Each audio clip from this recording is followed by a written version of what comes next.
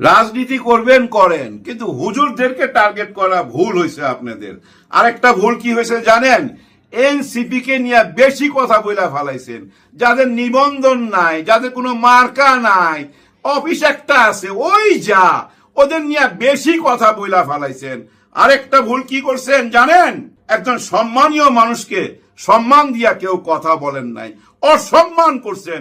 সম্মান না দিলে তো সম্মান পাওয়া যায় না। ইশরাক সাহেব ঈদের নামাজ পড়তে যেয়ে রাজনৈতিক বক্তব্য দিচ্ছে, তো ভাবলাম আমিও রাজনৈতিক কথা বলি। হ্যাঁ, ঈদের দিন হয়েছে, কি হয়েছে, সবাই তো বাসা বাড়িতে আছে, অবসর টাইমটা কাটাইবেন। হ্যাঁ, ইশরাক সাহেব কিন্তু যা কিছু বলছেন, ইয়াং নেতা তো, তাই না, ইয়াং ব্রেন, উনি ভুল কিছু বলছেন না। কিন্তু আসলে হয়েছে কি জানেন, পুরো বিএনপি না ফাঁদে পড়ে গেছে, অথবা ফাঁদে ফেলা হয়েছে। এটা আপনারা আমার ভিডিও যারা দেখেন, আমি প্রথম দিক থেকেই বলে আসতেছি যে কেমন জানি দাবার চাল দেওয়া হচ্ছে, যে দাবার চালে বিএনপি ভুল পথে চলে যাইতে পারে, এবং শেষ পর্যন্ত ভুল পথেই চলে গেছে। ভুল পথ কিভাবে গেল দেখেন, আপনারা একটু পিছনের দিকে তাকান। পিছনে যাওয়ার আগে একটু বলে যাই, এই যে বর্তমান যে সরকার চলতেছে না, এটা স্ক্রিপ্টের মাধ্যমে চিত্রনাট্য লেখা হয়ে গেছে, যে ভিলেন কি বলবে, কোন ডায়লগ দিবে, হিরো কাউন্টার কোন ডায়লগ দিবে, ভিলেন কোন চালটা দেওয়ার পর হিরো আবার এসে কোন চালটা দিবে, সঙ্গে আবার ওই যে নায়িকাও আছে, কিন্তু নায়িকারও কিছু চাল তাল থাকবে। এরকম একটা গেম খেলা হচ্ছে, টোটালটাই একটা স্ক্রিপ্টের মাধ্যমে এগিয়ে যাচ্ছে। এবার আসি ওই যে পিছনে গেছিলাম, যে সেই পিছনে আজহারী হুজুরের কথা মনে আছে? 5ই আগস্টের পর, আমার দিন তারিখটা মনে নাই, একটা সময় উনি আসলেন।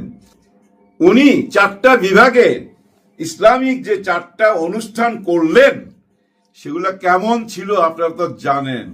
সারা বাংলাদেশই তখন ওই আজহারী হুজুরকে নিয়েই আলোচনা, আর হাজার হাজার মেয়েরা যাচ্ছিল ওনার বক্তব্য শুনতে। তাদের জন্য আলাদা ব্যবস্থা, বড় স্ক্রিনের ব্যবস্থা, আলাদা ছেলেদের ব্যবস্থা, বাথরুমের ব্যবস্থা, থাকার ব্যবস্থা, খাওয়ার ব্যবস্থা, শুধু 1 ঘন্টা বক্তব্যের জন্য। উনি হেলিকপ্টারে করে যাচ্ছেন, চারিদিকে ক্যামেরা, ড্রোন ক্যামেরা, উনি নামছেন, উনি হেঁটে যাচ্ছেন, খেয়াল আছে? কিন্তু ওইখানে একটা কথা বলা হয়েছিল, যেটা নিয়ে কিন্তু শুরু হলো এই যে বর্তমান রাজনীতির বিভেদ।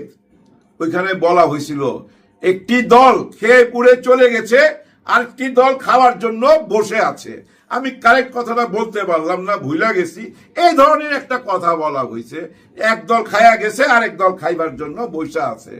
ওই কথাটা কিন্তু বিএনপি নিজের কাঁধে নিয়ে নিল।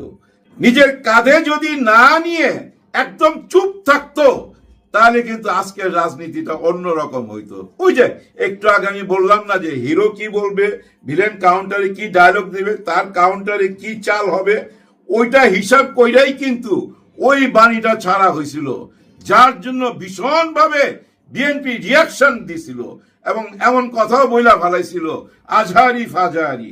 এটা বইলা কিন্তু দেখেন একটা বিভেদ তৈরি করে ফালাইলো।